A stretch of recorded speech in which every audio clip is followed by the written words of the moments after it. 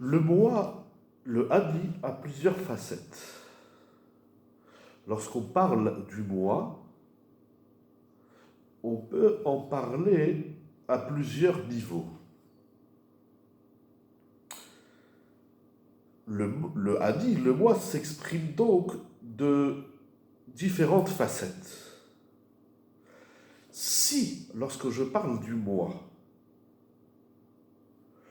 c'est pour chercher du kavod, de l'honneur, de la reconnaissance, ou bien si je parle du moi pour le positionner au-dessus des autres, montrer que je suis plus grand, ce que je sais faire de plus grand, de différent des autres, alors ça peut conduire à l'orgueil, ce qu'on appelle l'égoïsme. Il y a le Ani et la Enochiout, le Anochi et la Enochiout. Ici, nous sommes dans la face obscure et négative du moi. Si le moi, il est en opposition ou en comparaison des autres, c'est l'égoïsme, c'est l'ego. C'est le moi qui se referme sur lui-même. C'est le moi qui veut montrer ce qu'il sait faire de mieux que les autres. Donc ça conduit à la gava, c'est l'orgueil.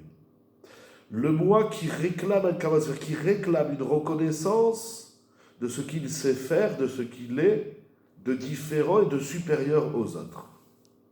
C'est ça l'égoïsme. C'est-à-dire, nous dira Volmé, c'est que l'homme fait du moi un objectif, une finalité. Et là, il se ferme. C'est incroyable, nous avons vu, Ravolmé a dit, le Ani peut aller très loin lorsqu'il est sur cette échelle, vous vous rappelez, cette échelle de l'infini, de la Neshama, donc ce qui démontre et décrit le pouvoir élevé et infini de l'homme. Mais si l'objectif du moi, c'est moi-même, par cette recherche du kavod notamment, ou par l'expression de cet orgueil, alors là, l'homme obstrue les énergies qui lui ont été données pour monter sur cette échelle nishmatique. Parce qu'il fait du moi l'objectif en ce que ce moi-là soit plus grand que les autres, et donc tout le monde doit m'écouter, tout le monde doit me reconnaître, etc., etc. Et de ce fait, cet égoïsme, c'est-à-dire ce regard du moi comme une finalité, inclut, nous dira Volmé, renferme toutes les mauvaises midotes ensemble. C'est-à-dire que l'égoïsme, c'est le package de tous les vices, de tous les traits de caractère négatifs. Donc nous avons vu 3 points, c'est immense.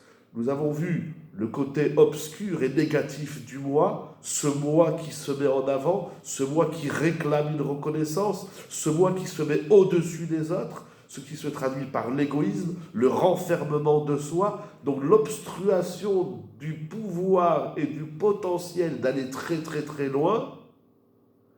Et ce moi négatif renferme tous les vices et tous les traits de caractère négatifs. C'est la partie obscure du moi. C'est incroyable. Il va falloir apprendre, Bezrat Hashem, à gérer ce moi sans qu'il devienne une finalité qui monte sur les autres. Et en vérité, le problème de tout ça, ce n'est pas que je monte sur les autres, mais c'est que je pense que je suis arrivé à l'aboutissement du moi. Alors, c'est le paradoxe même du moi, puisque le moi est infini.